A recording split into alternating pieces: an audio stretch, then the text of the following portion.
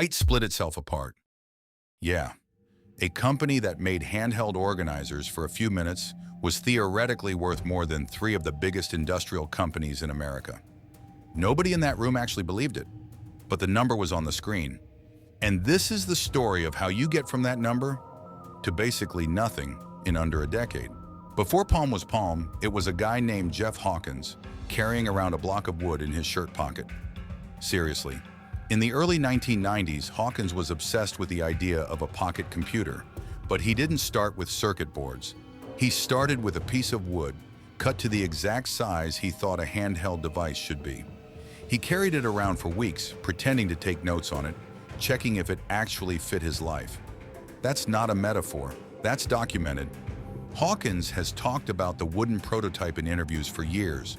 Before him, companies like Go Corporation and Apple's own Newton had already tried pen computers and handhelds, and they'd mostly flopped. Too big, too slow, too complicated. Hawkins looked at that wreckage and decided the problem wasn't the technology. It was that nobody had bothered to make something people actually wanted to carry. Jeff Hawkins is a genuinely strange kind of tech founder, in the best sense. He wasn't chasing hype, he was chasing an obsession with simplicity that bordered on stubbornness.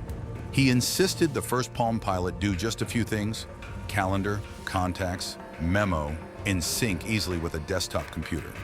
At a time when competitors were piling on features nobody used. He famously said the goal was a device you could learn in 5 minutes. Meanwhile, outside of work, Hawkins was quietly building a second career studying neuroscience, trying to understand how the human brain actually works. He later left the tech industry for years to run a nonprofit brain research institute. This is a guy who thought about cognition and simplicity as one problem. That single-mindedness is exactly what made the Palm Pilot brilliant. It's also later part of why the company struggled to reinvent itself once simplicity wasn't enough anymore. The Palm Pilot launched in 1996, and it actually worked. It was small, it was fast enough, it synced with your computer with one button, and it didn't try to be a phone, a fax machine, and a typewriter all at once. Sales took off. Within a couple of years, Palm devices were everywhere. On the belts of executives, in the bags of doctors, on late-night talk shows as the gadget of the moment. Palm was bought by US Robotics, then absorbed into 3Com, but the product kept winning anyway. By the late 90s, Palm controlled something like 70 to 80% of the handheld organizer market. It genuinely defined a category.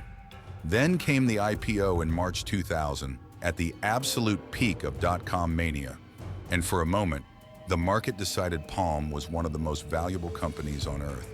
Here's where it gets messy, and it's not scandal in the tabloid sense. It's a documented, self-inflicted structural disaster. Not long after the IPO, Palm's parent company, 3Com, fully spun Palm off. Then, in 2002, Palm split itself in half. One company to make the hardware, called Palm One, and a separate company, Palm Source, to own and license the software.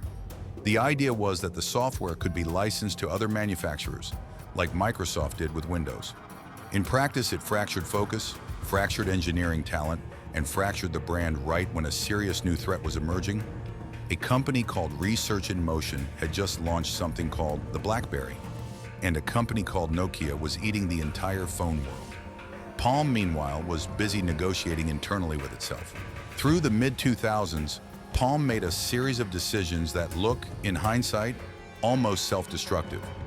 Instead of doubling down on its own operating system, Palm One started shipping devices, like the Treo, running Microsoft's Windows Mobile software instead of Palm's own OS. Think about that. The company that built its entire identity on simple software that just works started outsourcing its software to Microsoft, the company famous at the time for the opposite. Meanwhile, Palm Source, the software half, eventually sold itself off to a Japanese company called Access. Palm reunited its hardware business under one name again, but the damage to its identity was done. And then, in January 2007, a company called Apple announced something called the iPhone. Palm's own founder, Jeff Hawkins, reportedly looked at it and initially doubted it could actually work as well as it looked. It worked. To its credit, Palm didn't just roll over.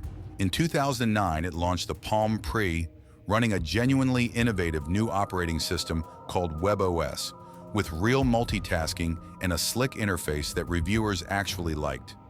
It was, by most accounts, a good product.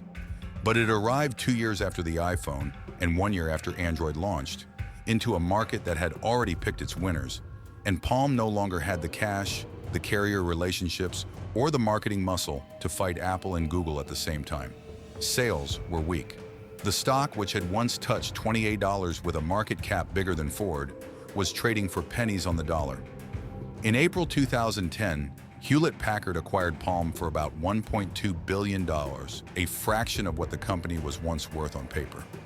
HP kept WebOS limping along for about a year, then killed the hardware line entirely in 2011, and eventually sold the software patents off to LG. Palm, as an independent company, was gone. Jeff Hawkins went on to spend most of his later career on neuroscience research, co-founding companies focused on understanding how the brain processes information, a pretty fitting second act for a man obsessed with how humans actually use tools. Palm's brand name got licensed out over the years for a few forgettable Android phones nobody talks about anymore. Here's the honest lesson, no sarcasm. Palm didn't die because it built a bad product. It died because it kept restructuring itself instead of committing to a direction, split its own company in half at the worst possible moment, then leaned on a competitor's software instead of trusting the thing that made it great in the first place. Being first doesn't protect you. Being simple and focused and staying that way might have. So, what do you think? Was Palm's downfall about bad timing against the iPhone, or bad decisions years before Apple ever showed up? Drop your take in the comments. Subscribe. We post a new bankruptcy story every day. Which company's collapse do you want to see next? Write it in the comments.